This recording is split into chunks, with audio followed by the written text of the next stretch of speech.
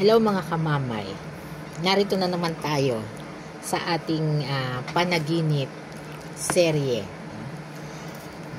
Bakit mo laging napapanaginipan ang ex mo? Ano ang kahulugan nito?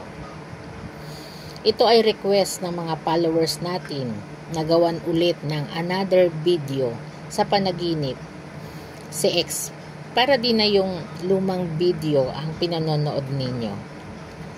Kumuha din ako ng mga ilan sa komento o comment section na gagawin natin ngayon nang malinaw kung ano ba ang kahulugan ng inyong panaginip. Napanaginipan o nanaginip ka ba tungkol sa ex mo?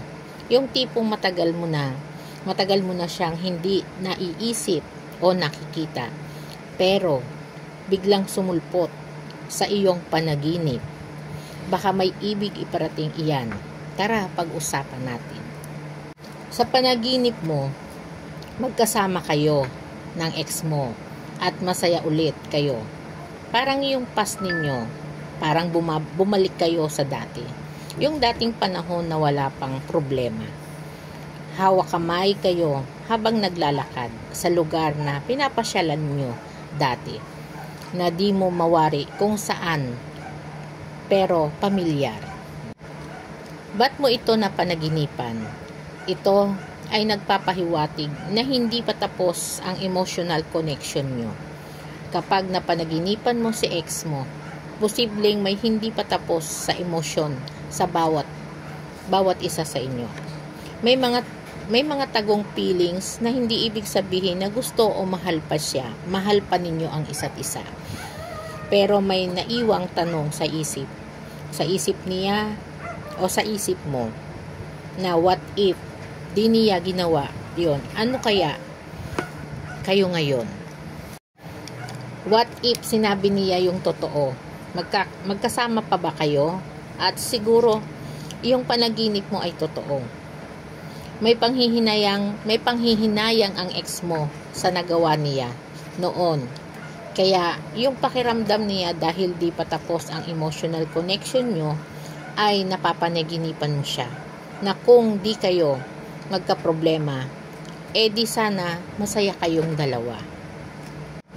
Kung ang larawan ng panaginip mo ay ganito, nagkita kayo ng ex mo sa panaginip, masaya siya at ikaw din, may anak ka or siya. Ngumiti siya sa'yo, masaya siya, pero may lungkot. Lumapit siya sa'yo, miss ka daw niya, at niyakap ka niya. At pagkagising mo, magaang ang pakiramdam mo. Ang kahulugan nito ay tapos na ang emotional connection ninyong pareho. Nakamove on na siya, pero nandun pa din ang respeto niya at pag-aalala. Ibig sabihin nun, wala na namang galit na natira o pag-aalala o nag-aalala. Yung yakap ay simbolo ng peace of closure. Sa pagitan ninyong dalawa, wala na, tapos na ang emotional connection nyo at masaya na kayo kung saan kayo ngayon. Yun ang gaang ng pakiramdam. Pagkagising mo ay indikasyon ng emotional stability o stable. Hindi ka naapektado ng nakaraan o past. Di gaya ng dati. Miss ka niya pero nakangiti siya. Ang ibig sabihin noon na may araw pa din na naiisip ka niya, pero parte na lang iyon ng masasayang alaala ninyo na parte ng buhay ninyo pareho. Ang yakap ay simbolo ng pagtanggap, peace of closure. Tanggap ninyo ang resulta na meron kayo.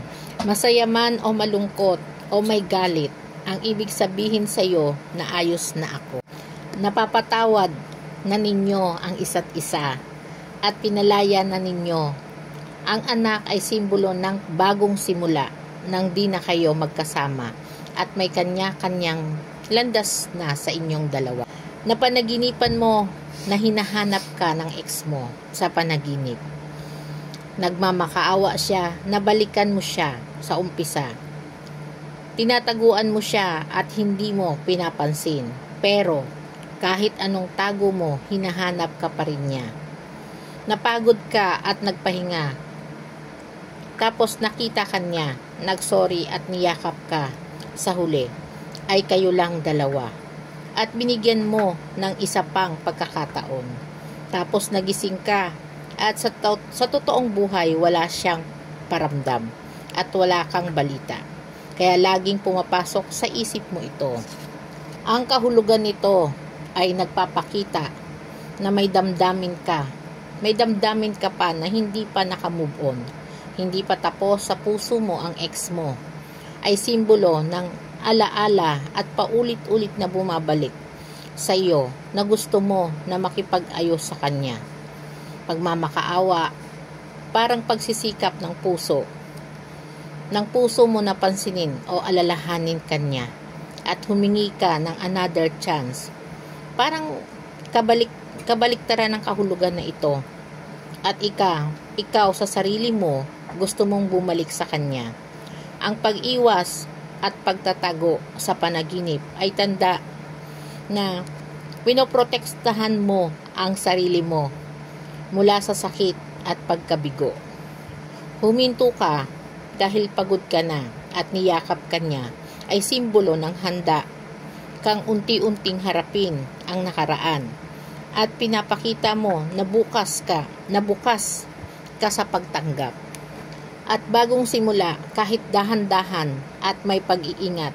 At sa huli, ang panaginip na ito ay paalala na kahit mahirap, kailangan mo nang bigyan ng pagkakataon ang sarili. Ayan mga kamamay, iyan ang kahulugan ng ex sa panaginip. Kung may gusto kang ipagawa o itanong tungkol sa panaginip, huwag mahiyang i-comment sa baba. At pag may time ay gagawan ko ng video. Maraming salamat sa panonood. At kung sino gustong magpagabay sa description ng link. Kita-kits sa next video. Salamat. And sa live ng TikTok.